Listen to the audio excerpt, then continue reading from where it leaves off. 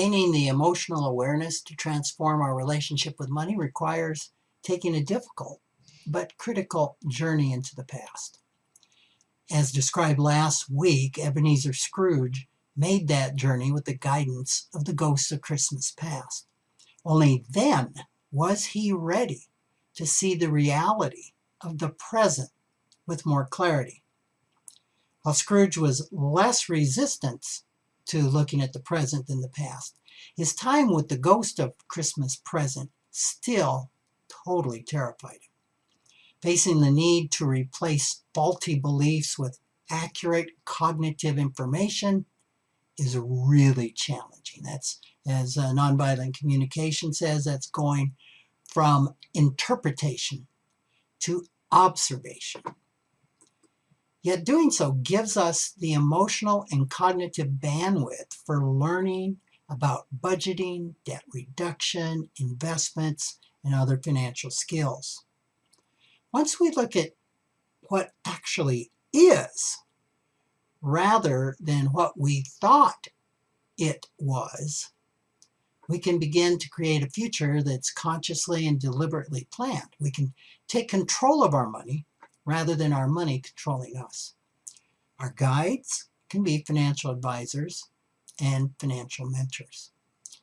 But many of us try our best to shortcut the transformation process by starting here in the last step of looking toward the future. Sadly, without first taking the critical steps of viewing the past and learning the present, we often lose heart. That's why resolutions for financial change often fail. Not because the goal is bad or unattainable, but because we're unprepared to go into action. It can just seem overwhelming. The end product of Scrooge's difficult journey with the three spirits was a transformed person full of joy, generosity, and spirit.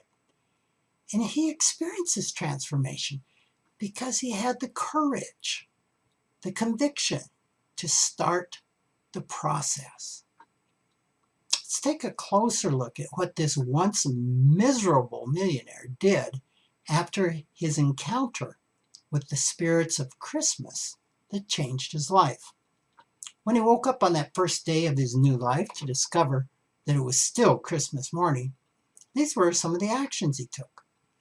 He ordered the poulterer's largest turkey to be sent to the home of his clerk, Bob Cratchit, for Christmas dinner, giving a really generous tip to the boy who carried his message. He went out to walk in the streets, exchanging warm greetings and hellos with everybody he met, to their complete astonishment. He promised a generous gift to the charity whose representatives the day before he'd turned away with harsh words. He went to church. He went to his nephew's house for Christmas dinner, asking rather timidly, "Will you let me in, Fred?" After he had curtly refused Fred's invitation the previous day. And he was warmly welcomed and participated fully in the day's festivities. He increased Bob Cratchit's salary and began to treat his clerk as a respected employee. He began to use his resources to live more comfortably. Remember, he ate gruel, which was what the very, very poor ate. Didn't heat his house. And then finally, he became a second father to Tiny Tim. Certainly after his visits from the spirits, Ebenezer Scrooge spent more money than he had done before, both during the holidays and during the rest of the year. It was money that he made as a successful man of business, and he could well afford to spend it. But consider this, nowhere in A Christmas Carol does it say that then Scrooge took his credit card to the mall and went into debt to buy Tiny Tim the latest video game system and get the Cratchits a big screen TV.